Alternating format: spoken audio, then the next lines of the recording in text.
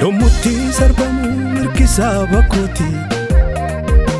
Anta'een ilaalu anaaf qaama kootiin dhugaan fiira kooti Nam falma Hinkennu nalabako Nam falma Hinkennu nalabako Anta'een ilaalu Hinkennu nalabako Ormi qe'een annaalu Hinkennu nalabako Falmadhu Falmadhu nalabake Ormi qe'ee sinnaalu Falmadhu nalabake Falmadhu nalabake Utuu laaltuu dhiigamee manni haadha isaa Jalliftee maateessaa falmachuun beessaa Falmadhu Falmadhu nalabake Jalliftee Bacha panoti ay gubelole dulchisa warana ay gubelole gota sabasati ay gubelole kongo fi azabo ay gubelole ilmali gatoko ay gubelole galatota saba ay gubelole hada fabantoko ay gubelole yeju faraba ay gubelole sani abawato ay gubelole Sodatin male Sodatin nani si Sodatin nuf dirmata jeda Sodatin lambin bakka jeda Sodatin wamicha sabumma Sodatin tokkummaan hakano Sodatin dina namanyatu Sodatin morma shee hajjero Sodatin gabroon fataalina Sodatin hundee fabuqefno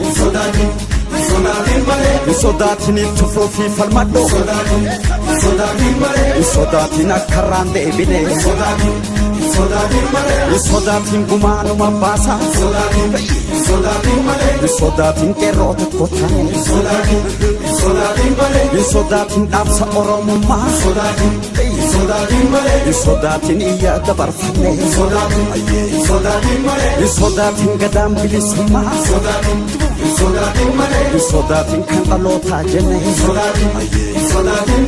Dhaggeeffatootaa fi daawwattoota keenya guyyaa har'aa sagantaan har'a qabadheetiin isinii dhufe ilmaan walloo guyyaa har'aa keessumaanuyyuu tarkaanfilee garagaraa fudhachaatis turte keessumaan mootummaan naannoo Amaaraatii fi fannoon duula har'aa kana keessumaanuu torbee tokko olii fi haga har'aattis ammoo itti jirti.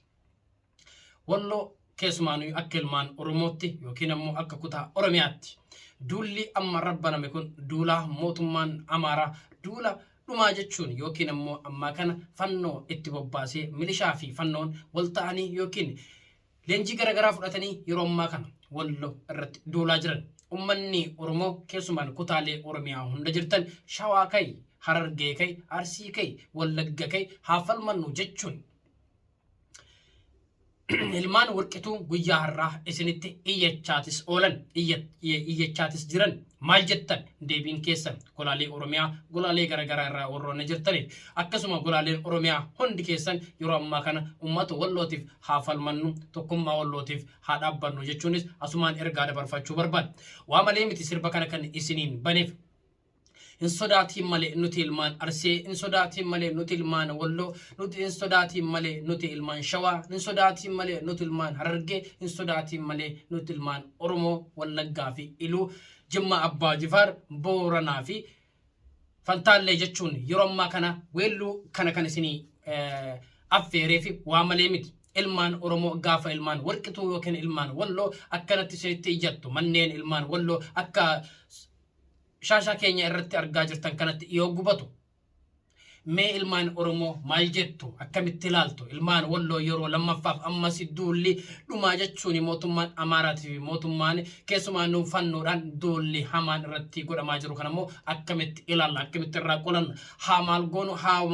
maal haa goonuu fi maal godhuu fi qabnaa ilmaan Oromoo kan biyya alaa jirtaniif kan biyya keessa jirtan yeroon gurraa uummataa Wallootiif keessumaan Oromoo Wallootiif kennamu yeroon isaanii amma jechuudhaan kan irra deddeebine waamicha obbolummaa isinii godhaa jiran.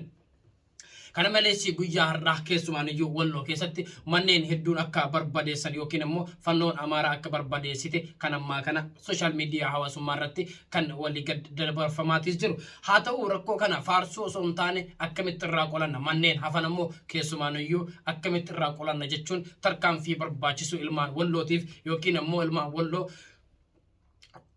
Ummanni Oromoo walloo qiyaameerummaa kana birmadummaa yookiin immoo nu birmadhaa ilmaan Oromiyaa keessa jirtan jechuun kallattii waaminsa obbolummaa dabarsaatis jiran ilmaan Oromoo walloo yeroo ammaa kana yookiin dhumaatiin hamaan kan irratti taasifamaa jiru marka mootummaatii fi yookiin immoo miti mootummaatiin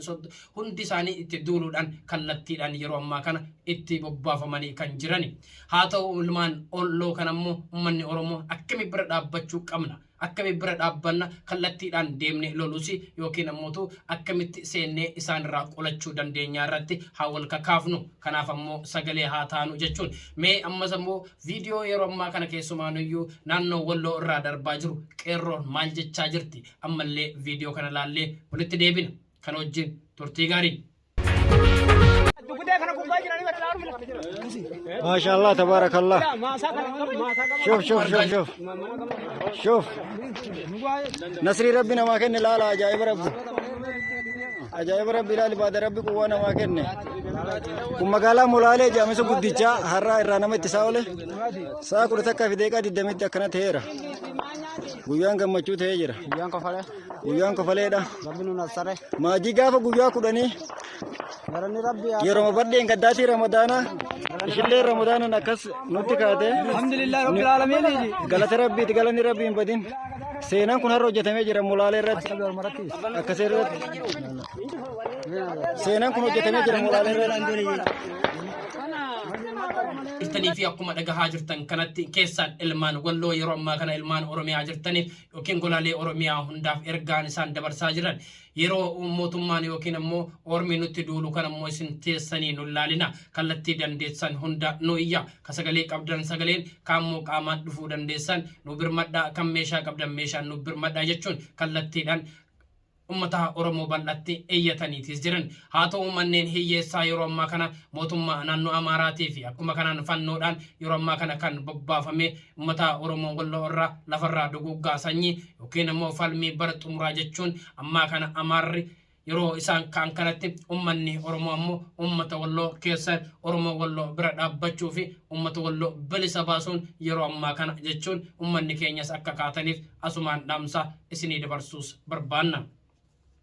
itti deebiin yeroo ammaa kana ummanni walloo yeroo ammaa kana keessumaanuu akkuma baroota bara darbe keessas rakkoo hamaa keessa turan mootummaan biyyattii yookiin ammoo mootummaa federaalaanis keessumaanuu magaalaa Addasee magaalaa Kamisee fi akkuma kanaan magaaloti hedduu xayyaaraan rukutaa turetti haaluma amma itti deemaa jiru itti deebi'ee yeroo ammaa kanatti ummata walloo lafarraa fixaa kan jiru baadiyaa fi magaalaa osoo hin jenne ibiddaan bobeessaa kan jiru kan fuula social media hawaasummaatii fi kallattiilee garaagaraatiin kan walii daddabarsaa jiraachuu isaa kan argitan jedheetiin aman haa ta'u ummata walloo keessumaan yeroo ammaa kana wanti isaan barbaachisu maalidha akka ummata Oromootti waan barbaachisuu fi waan danda'amuun kallattii jiruun ummata walloo bira akka dhaabbannu jechuun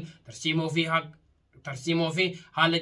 haala yeroo ammaa kanatti gargaaramuu danda'amutti ummanni biyyaatii fi ummanni biyya alaa sammoo sagalee ta'uu fi akka qabdan asumaan waamichaa obbolummaa isinii dabarsuus barbaada. Dhaggeeffattootaa fi daawwattoota keenya keessaanuu yeroo ammaa kana ummanni walloo miidhaa hamaa fi yookiin ammoo uummanni isaanii gubachaa kan jiruu fi dubartootaa fi yookiin manguddoonni ammaa kana godaansa kallattii yookiin ammoo keessumaaniyyuu magaalota irraa bahanii kara baadiyaattis dhiyeessuuf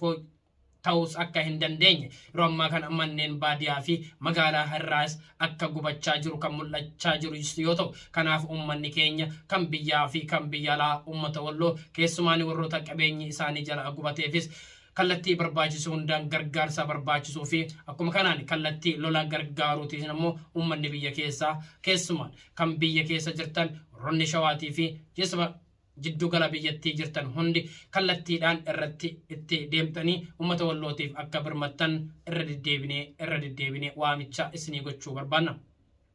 dhaggeeffattootaa fi daawwattoota keenya sagantaan keenya guyyaa har'aa kanuma fakkaata. Sagantaa keenya kan biraan jala buunee oolmaa Walloo fi oolmaa Oromiyaa guutuu qabannee kan isinii dhufnu ta'a. Sagantaa keenya kan biraatiin hanga walitti deebinutti horaa bulaa. Ani kan isinii qopheessee isinii dhiyeessee obboleessa keessaa Riyaad Bashir halkan gaarii isiniin jedha.